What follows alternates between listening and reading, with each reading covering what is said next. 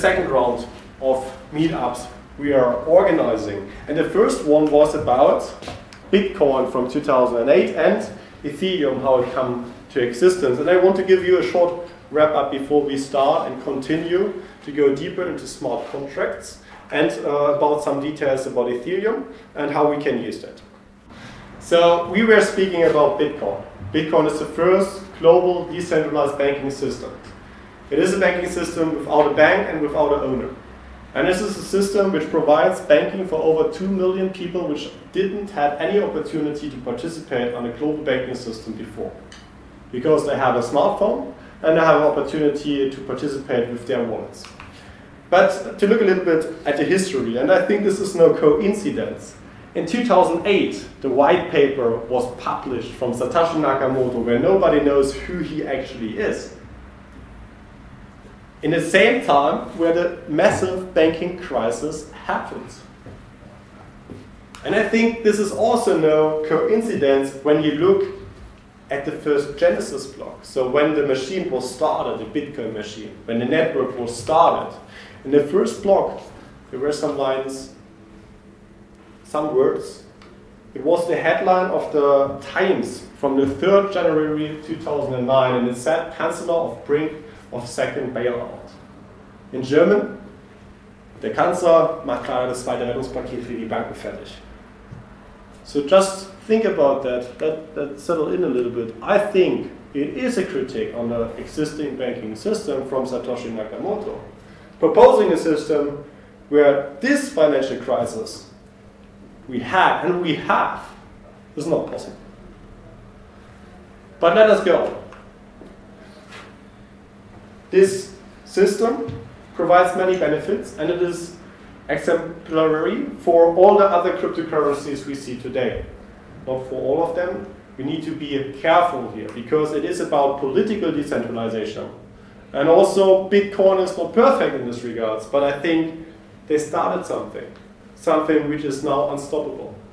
It's the blockchain revolution. It's the reason why you're here. It's the reason why so many people invest in it and we have so much ongoing. But unfortunately, it's the 5% about the cryptocurrencies and not the 95% about the real revolution which is coming, about decentralized decision making.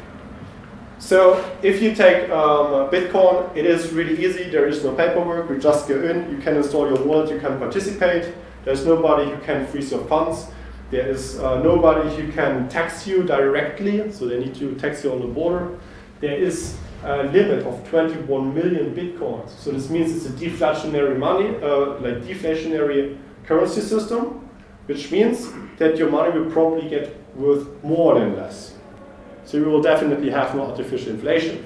And if you think about Cyprus, they had a problem that they needed to give away their money, which was on their bank account, because it was not safe.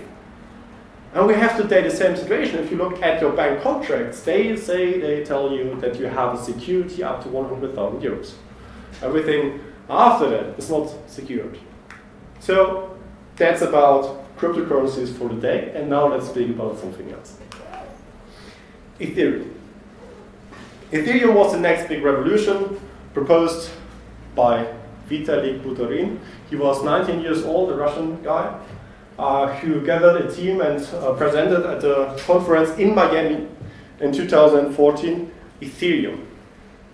And Ethereum is a really interesting thing. Ethereum consists out of 5 people Bitcoin and Ethereum have in common. They have the blockchain in common, an immutable database. They have in common a token. So at Bitcoin it's Bitcoin and Ethereum it's Ether. And with Ether you can pay the system to do more, to run programs. It's like an operation system where you can install an app. But it's a global, unstoppable, immutable app. So this means censorship resistant. And actually, like I said, when we started, you are the only person who is allowed with a private key to destroy the application. But if you don't do it, it will run and run and run, and everyone can use it.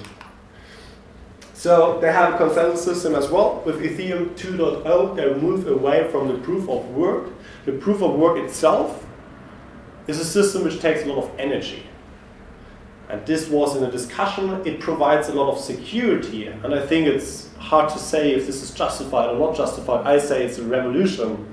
And I think you have to pay a price to get a specific security. It was the first consensus algorithm, but surely not the last one. So we see proof of stake, which is much faster, much less energy intense, and will change the way how Ethereum works to move faster. We will have the situation, or we have the same situation, that we have a peer-to-peer network. So we were speaking about the blockchain, that this is the immutable database. The peer-to-peer system is the copy of that immutable database. So the database cannot be changed, and you distribute it, and you get a lot of redundancy to the peer-to-peer system. And it's oversimplified what I'm saying here, but I want to give you an understanding, a direction. The Ethereum virtual machine, that is now where the magic is happening. The Ethereum virtual machine is like a computer. And like I said, it's like a world computer where you can install an app. And these apps are called dApps, or dApps. And they are powered by smart contracts, agreements which are digital on the blockchain.